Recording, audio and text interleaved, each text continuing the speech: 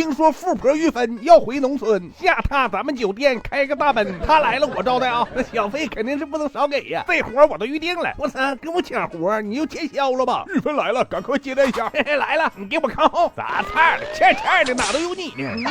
我的妈呀，老韩小伟，梳理一下自己的小模样，哎，给玉芬留下个好印象。你可别搁这浪了，再不去就不赶趟了。嘿嘿，小伟去也！哎呦我去，加长大奔太有排头子了，快溜点，给玉芬开门。有我还显着你了，哪凉快搁那待着吧啊！我是玉芬的专属服务生。哎呀，这么多行李呢，搬家呀？只要能把我服务好，小费肯定少不了。放心吧，玉芬，帮你满意。嘿嘿，这个业务他不熟练，还是我来吧。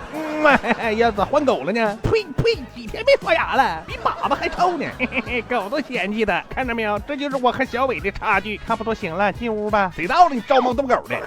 我的妈呀，裤衩了，给我掏稀碎。到了，还瞅啥呢？搬呢？别指挥我，啥也整不明白，你就别进了。嘿嘿，谢谢玉芬。我操，小费呢？啥富婆啊？抠搜的就给这点，这就不少了。我操，钱呢？啄木鸟5滴。咋菜的？你给我站着干啥？别闹了，你俩过来。报告经理，有何吩咐？你俩谁给玉芬送饭去？嘿嘿，那肯定是我了。你给我拿来吧，这小子耍劲卖快的，你给我回来吧你。嘿嘿，玉芬的活我全包了啊！有我在，你休想冲啊！嘿嘿，我看看都什么好家伙！哎呀，麻辣鸡头，吃这玩意儿得多放辣椒油，要嫌不够辣，胡椒面往里下。小孙鸟，哎呦我去，威力不小啊！蒙稀碎，小孙鸟你要飞，嘿嘿，再见骷髅白，咋菜的？跟他拼了！玉芬饭好了，哎呀，去你奶奶孙子吧！敢跟我抢活，你有那个实力吗？啊！现在就给你悠走，让你消失，跟头绊脚的。玉芬呐，开门呐，饭菜已经 OK 了，请密西吧。Thank you very much。嘿嘿，是不是忘点啥事儿啊？稍等，我看看饭菜啊。妈呀，那个武迪咋不来送饭呢？那老小子让经理开除了，赶紧给小费吧。行吧，谢谢你啊，真的磨叽啊！